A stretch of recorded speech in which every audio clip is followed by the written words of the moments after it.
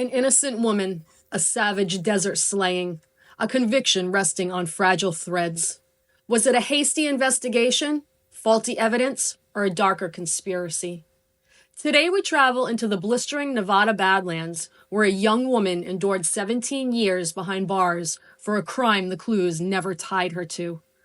A footprint too large, tire tracks that didn't match, and a questionable confession painted a shaky case. Only after a new judge's ruling did her real story unravel a tangle of secrets and flaws in the pursuit of justice. In this episode, we delve into the depths of a broken system to uncover the haunting case of Kirstin Blaise Lobato.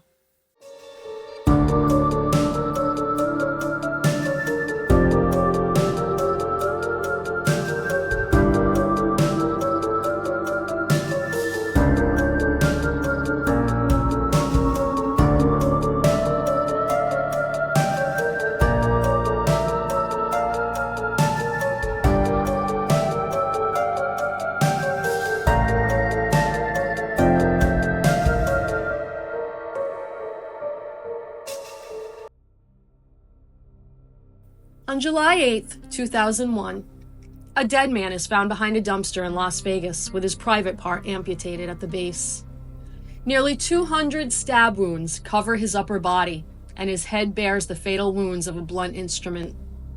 A knife has been plunged into his rear, and a wad of paper towel was stuffed into a severe injury in his groin area. It's the type of murder known as overkill, and 10 days later, an 18-year-old girl will be charged with committing it.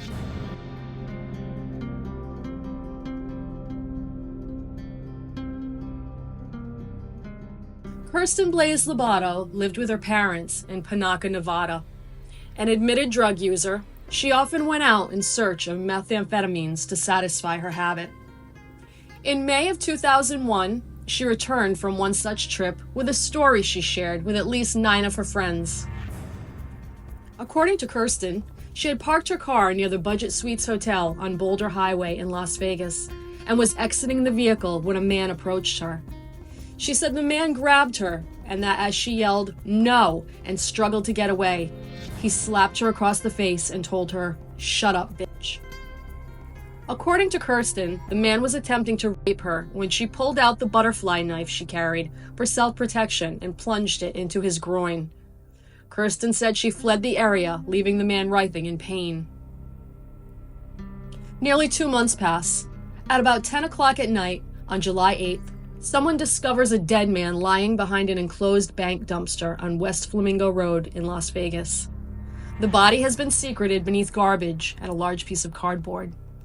The man's pants are down around his knees and his genitals are gone, having been severed and thrown aside.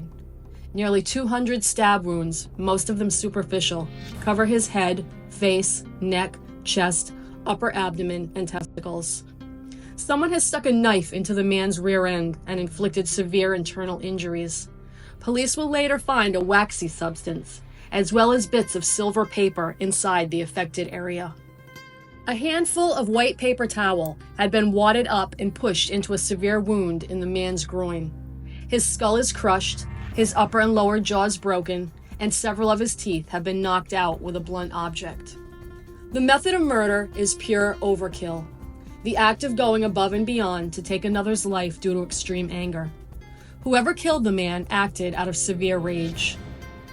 One of Kirstin's friends had shared her story about being attacked near a Las Vegas hotel back in May.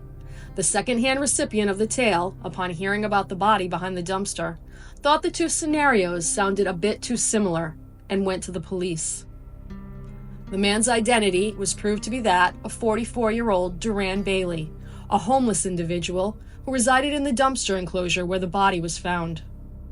Duran was a known crack addict, and it was no secret that he often traded drugs to women in exchange for sexual favors. It was also no secret he had a penchant for inappropriate and coercive behavior toward women.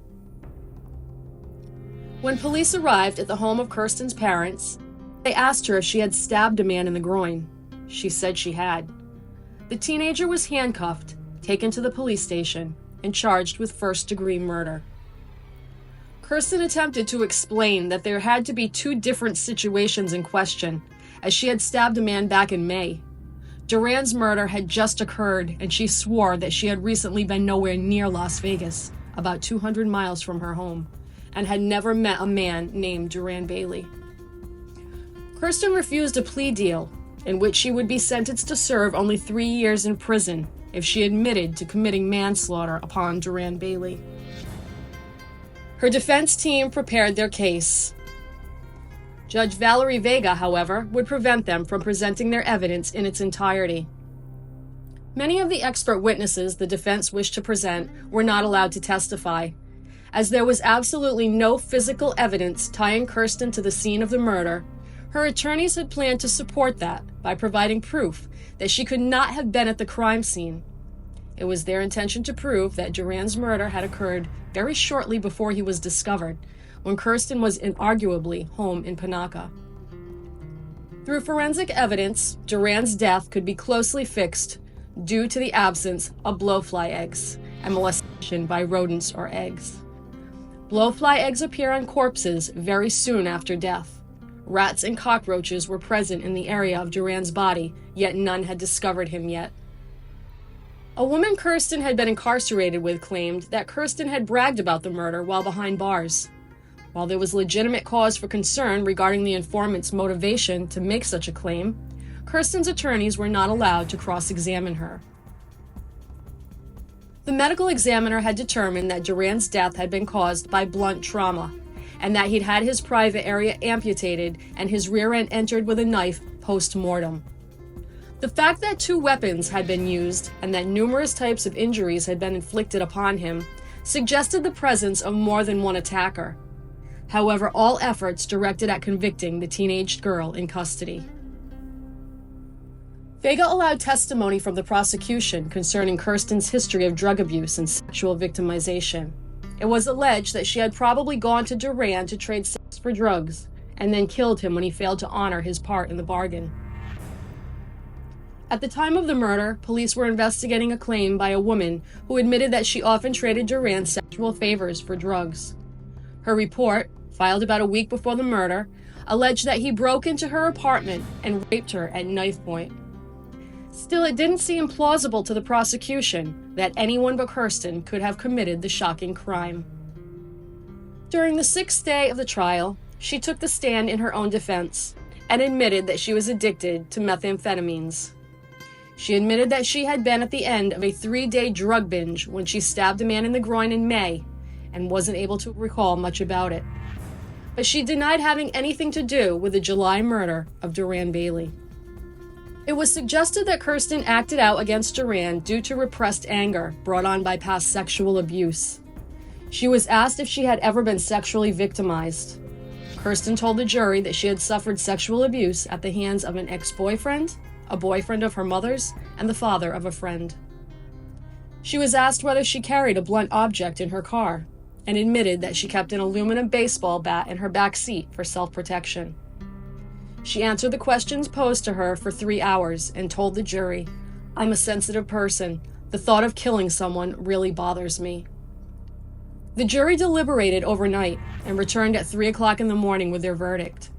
They had found Kirstin Lobato guilty of first-degree murder. On August 27, 2002, she was sentenced to serve from 40 to 100 years in prison. The sentence included 15 years for the charge of violating a deceased individual related to the insertion of a knife into Duran's lower body. After standing for her sentencing, the teenager sat down at the defense table and cried. Kirstin was granted a retrial in 2006. At its completion, she was found guilty of voluntary manslaughter and sentenced to serve 13 to 45 years in prison. Her appeal of the conviction was denied by the Nevada Supreme Court. In May of 2010, she filed a writ of habeas corpus petition, which listed 79 points considered grounds for a new trial, including new evidence which had come to light since her incarceration. Judge Vega denied the petition. Kirstin filed a post-conviction petition in February of 2011, asking that items taken from the crime scene be tested for DNA presence. The Innocence Project, a non-profit legal organization that works to exonerate wrongly convicted individuals through DNA, offered to pay for the testing. The petition was opposed by the Clark County District Attorney's Office and denied by Judge Vega. Kirstin appealed the decision to the Nevada Supreme Court, which dismissed it in January of 2012. In 2013, Judge Valerie Vega decided to step down from her position after her conduct in another case saw her publicly reprimanded by the Nevada Commissioner on Judicial Discipline. In December of 2017, Judge Stephanie Miley granted Kirstin a new trial. The fact of the matter, for anyone who cared to look at facts, was that no evidence linked Kirstin to the scene of Duran Bailey's murder. A bloody footprint found next to the body was almost 3 sizes bigger than the shoes Kirstin wore. No trace evidence of blood was found on her baseball bat or her vehicle, and the tire tracks found at the scene did not match the tread on her car's tires. Her admittance that she had stabbed a man in the groin in May of 2001 had been considered a confession to the killing of Duran Bailey, whether or not the puzzle pieces even fit together. After a thorough review of the case under Chief Judge Elizabeth Gonzalez, the original investigation and prosecution revealed significant flaws. New forensic analysis, coupled with advancements in DNA technology, further confirmed that no physical evidence tied Kirstin to the crime scene. Additionally, witness testimonies that had initially been used to bolster the case against her were found to be inconsistent or coerced, undermining the prosecution's narrative. Chief Judge Elizabeth Gonzalez concluded that a lack of credible evidence and the reliance on a questionable confession constituted a miscarriage of justice, compelling her to overturn Kirstin's conviction. On December 29, 2017, Chief Judge Elizabeth Gonzalez ordered Kirstin's immediate release from the Nevada Department of Corrections. 15 days later, Kirstin reclaimed her freedom after spending 17 years behind bars. On December 12, 2024, a jury found that Nevada detectives and police officers who had been involved in the investigation of Kirstin's case back in 2001 had fabricated evidence and sought to inflict emotional distress on the young girl. Kirstin was awarded $34 million in damages from the police department itself and $10,000 in damages from 2 of the department's detectives. Kirstin Blaise Lobato was the 13th person to be released from a Nevada penal facility for wrongful conviction. She was the 200th person to be exonerated with the assistance of the Innocence Project. Kirstin's ordeal stands as a grim reminder of how easily justice can be derailed when assumptions override evidence, leaving us to ponder the unseen forces that manipulate truth in the dark corners of our legal system, a chilling chapter carved into the records of yet another tale from the underworld. Thanks for listening to Tales from the Underworld. If you're fascinated by the stories we uncover, make sure to hit that subscribe button on your favorite podcast platform so you never miss an episode. For even more exclusive content, head over to our website at talesfromtheunderworld.com and subscribe to our newsletter. You'll get insider access to deeper case details, early updates on new episodes, and more true crime content sent straight to your inbox. Until next time, stay curious, stay vigilant, and stay out of the shadows.